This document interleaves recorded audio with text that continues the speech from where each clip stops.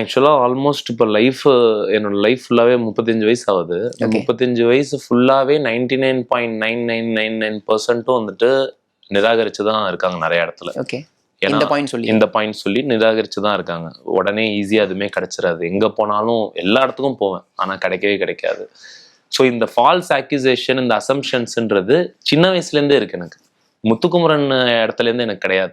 சின்ன வயசுல இருந்தே இந்த ஃபால்ஸ் அக்யூசேஷன், இந்த ஒரு தேவையில்லாத அவங்களே ஒரு விஷயத்த நினைச்சுக்கிறதுன்றது அதுல நான் பழகினவன் தான். ஸோ நான் வந்து எங்க அம்மாவால தான் நான் வளர்க்கப்பட்டேனே.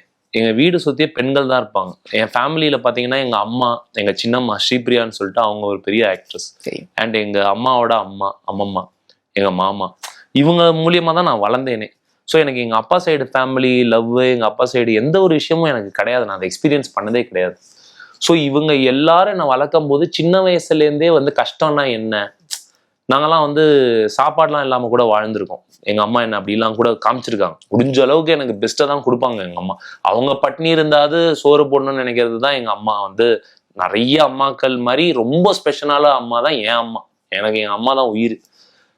அதே மாதிரி எனக்கு இன்னொரு அம்மாவா, எல்லாருக்கும் ஒரு அம்மா தான் கிடைக்கும், இன்னொரு அம்மாவா சின்னம்மா தான் இருந்தாங்க, ஸ்ரீபிரியா அம்மா தான் இருந்தாங்க. ஸோ இவங்க எல்லாரும் எனக்கு வந்து கஷ்டத்தை காமிக்காம வளரணும், பிள்ளைக்கு வந்துட்டு காமிக்காம வளர்க்கணும் போது ஒரு பாயிண்ட் ஆஃப் வியூல உங்களுக்கு அந்த கஷ்டம் தெரிய ஆரம்பிச்சிடும். கொஞ்சம் வளர டீனேஜ் போக உங்களுக்கு அந்த கஷ்டம் தெரிய ஆரம்பிச்சிடும். ஏன்னா வெளி உலகத்தை அப்படியே மெதுவா பார்க்க ஆரம்பிச்சிருவீங்க. ஒரு கட்டத்துல எங்க அம்மா என்னை விட்டு கைவிட்டு நழுவி போயிட்டாங்க, இறந்துட்டாங்க. இறக்கும் போது டோட்டலி பிளாங்க், என்ன பண்றதுன்னே தெரியல. சாப்பாட்டுக்கு வழி இல்லை. அப்போ வந்து நம்மளுக்கு வேற கொஞ்சம் ஒரு 20 வயசுக்கு மேல ஆயிடுச்சு, வரட்டு கௌரவம் வேற. யார்கிட்டயாவது போய் கேட்டா நம்மளை தப்பா எடுத்துப்பாங்க. வேலை இல்லை, எந்த விதமான ஒரு விசிட்டிங் கார்டும் கிடையாது. வெறும் நீங்க சொல்ற விசிட்டிங் கார்ட்ஸ் தான் இருக்கு. ராஜா வீட்டு கண்ணுக்குட்டி, அவன் இவன் கோல்டன் ஸ்பூன் அப்படி இப்படி, இதை வச்சு அவன் நம்மளுக்கு சோறு வேலை தருவான். எதுவுமே கிடையாது. அப்போ நிறைய வாட்டி சூசைட் அட்டம்ஸ் அதெல்லாம் நிறைய ட்ரை பண்ணியிருக்கேன். இந்த லைஃபே வேணாம், வேஸ்ட்ன்ற மாதிரி.